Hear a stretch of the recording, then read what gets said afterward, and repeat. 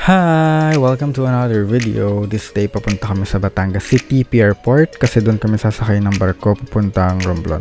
Alam nyo ba, if late ako onte papunta doon sa bus terminal, hindi ako makakasama. Parang di nag-grade 2. Late na naman.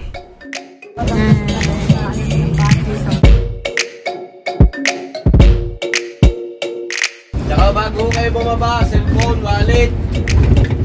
Kung ano man ang mahalagang bagay na may iwan nyo dyan, ay kumitin nyo naman kung kontakin, may ticket naman kayo.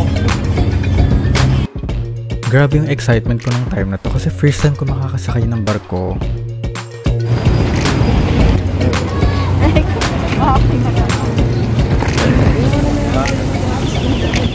Welcome to Batangas City.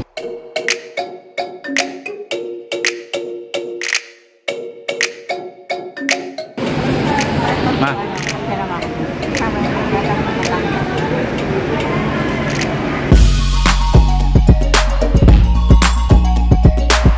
Sobrang saya ko nung time na to kasi I get really excited every time I experience ko isang bagay the first time.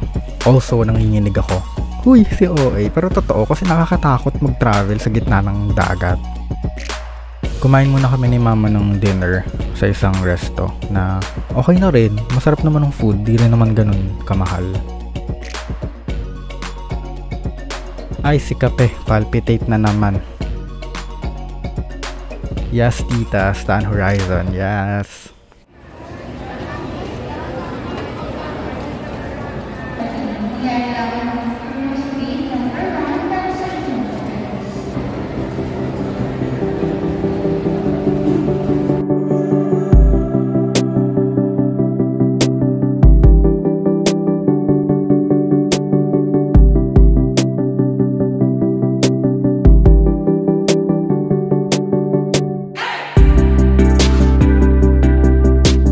Ayan, papasok na kami sa barko. Kasama ko si mama. Uy, hello po. Amazed na amazed ako nung time na to kasi ganito pala yung loob ng ng passenger ship. Ang daming bed.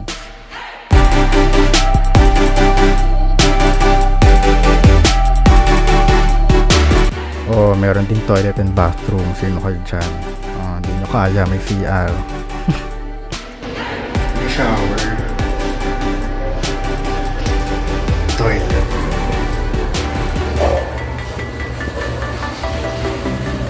Ito yung lobby na dyan ng front desk and mini-mart. Meron ding cafe. Tapos yan, maraming seats and tables. Ang ganda ng vibes. Keep the bed over your head and on your shoulders. Stay safe around your waist, chest, and neck. Make sure that all effort is good and tight. May this voyage be peaceful, safe and comfortable for all our valued passengers. We offer you all that we are and all that we hope to achieve with our spirit. Save for us all the best. In the name of the Father, and of the Son, and of the Holy Spirit. Amen. Siyempre dahil first time ko ito makasakay ng barko, sinunod ko yung facilities. Hello, ginamit ko yung toilet. Tumaiyak ko.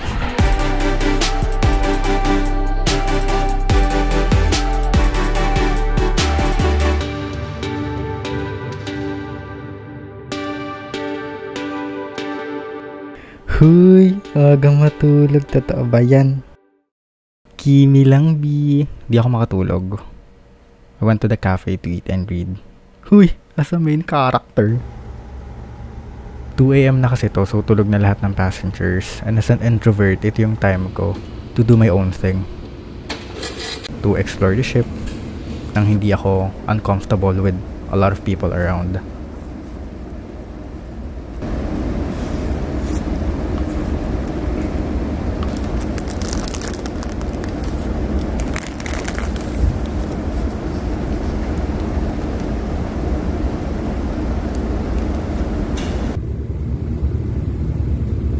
Umidip lang ako for 30 minutes and the next thing I knew, we're in Romblon.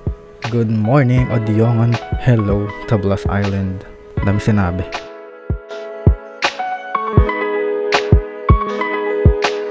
Ako lang yung bagat sa trip na to. So sila mama tsaka yung mga kumare na bumaba na sila ng barko and nagpaiwan ako to record some video clips.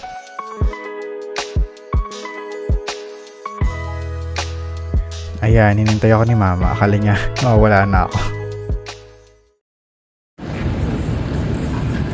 Tay! Saan tayo? Harap? Kuya, magkano pa masahe? 200.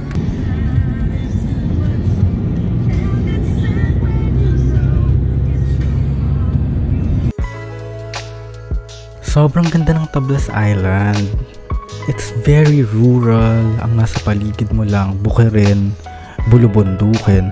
Wow, ang lalim. Wala masyadong establishment, walang pollution, sobrang tahimik.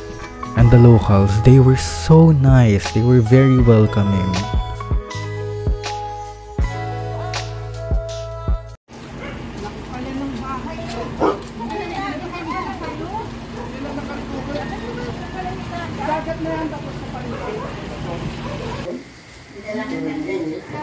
Kasi nagpagawa kami 2018, naka-recover na rin. Ayun yung ano ko. Pero naupuan, yun yung nilutong. Magkakain pa kayo Ay, magkakain pa ba? Maya PF na lang ang malapit na rin yung building nila.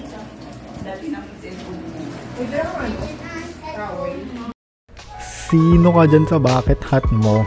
So, ang first destination namin sa first day namin sa Romblon, Tablas Island, ay isang fish feeding sanctuary. Wala kaming binayaran kasi sa Ate Rochelle, yung friend ni Mama, relative niya yung mayor, and si mayor, alam niya na sina Mama ay from PCMC, and ang PCMC, malaki yung naging help nila kay Z sa anak ni Ate Rochelle for her chemotherapy sa leukemia. By the way, she's already a survivor. Middle of the ocean. Pasilipin ito, di ba?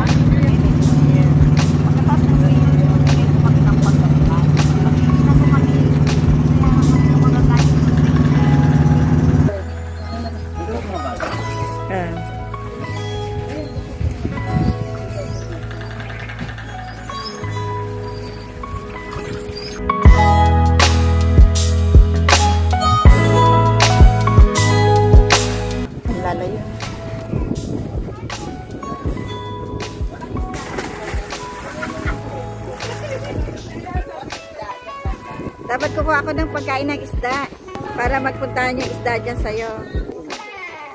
Ayan! Ayan na sila.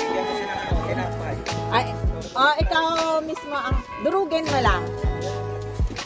Durugin mo. Masyadong malalaki Carl, hindi niya lang ang kaya. Ang laki. Ganyan mo sa kamay mo, oh. Carl! Yan. Lalapit yan. O, yan na, yan na, yan na. Yan, ayan na. Yan, kita dyan. Kita? O, kita ang ganda eh.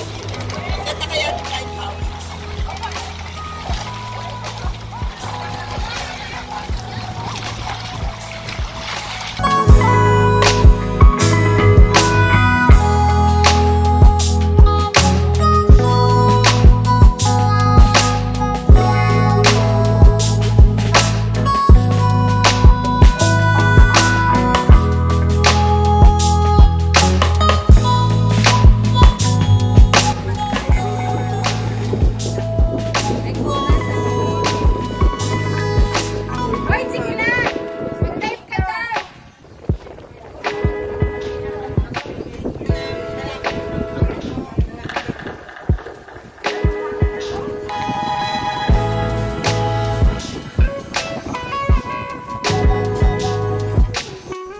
Ayan, pabalik na kami. We spent an hour or 2 lang ata dun sa sanctuary.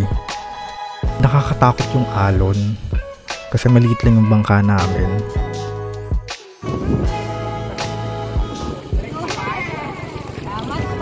Thank you po. And pabalik na kami dun sa bahay ni na Ate Rochelle for our lunch. Sobrang sarap ng food. Laging seafood yung pagkain namin. Isa ka palang hindi kumakain, kaya ang anak ko hindi kumakain ng gulay. Nung kumakain naman sitaw, kalabasa. Talong. Ang pala yun, hindi na ako makain. Tapos ko kumain ni Cheno. Isda ng mayaman yan, Carl.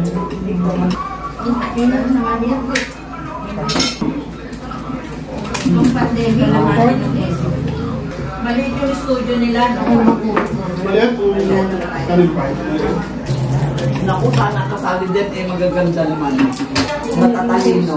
Susulit naman sa'yo, mga telenovela. Minsan naman dito, wala naman sasagot. Mga contestant yun. Naku, mula pa nung Lunes. Walang nakakasagot pang bihirang papis. Ano na yun? Mga ano pa naman, mga channel, taga-channel 5 din yung kinuha nila.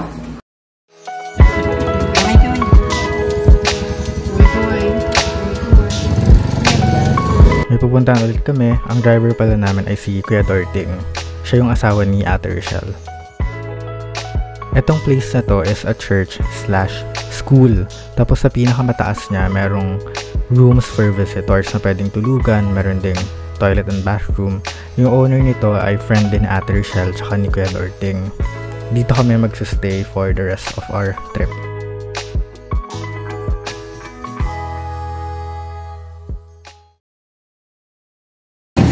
Sabi ko, mga 2 times lang ako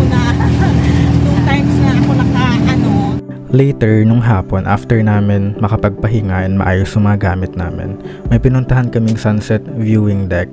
Sobrang layo niya and ang tarik nung way na papunta doon. Grabe yung alog.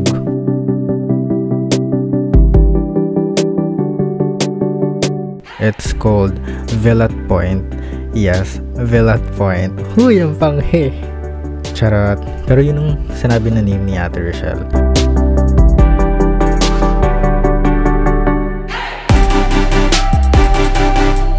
Super worth it nung nakarating kami kasi sobrang ganda ng view.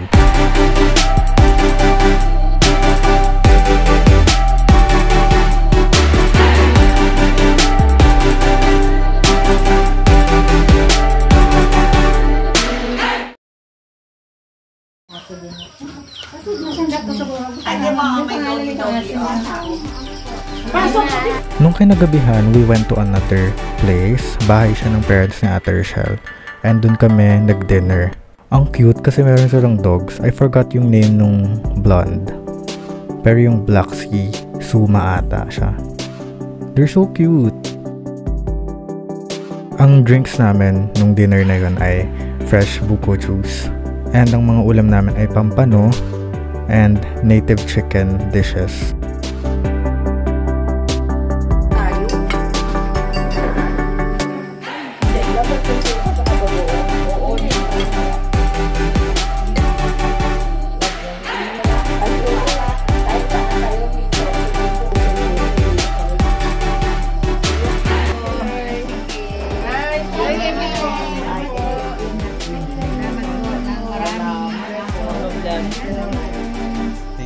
Yes po, alas na po kami.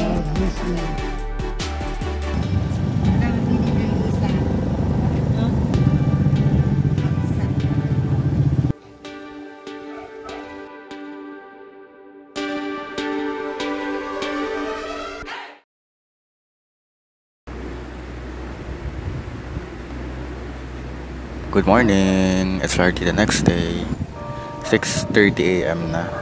Kagabi, nakatulog agad ako. Hindi na ako nakapag-video. Kasi nga, dami namin pinuntahan and sobrang napagod ako. May pinuntahan kasi kaming house na medyo malayo. Doon kami nag-dinner. Tapos yun, nabusog ako.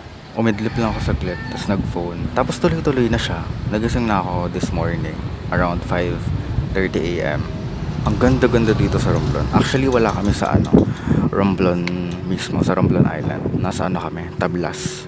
One of the 3 major islands ng Romblon province. So ngayon, ano ba tong trip na to? Hindi dapat ako kasama dito. It was supposed to be just my mom and her friends. Sumama lang ako.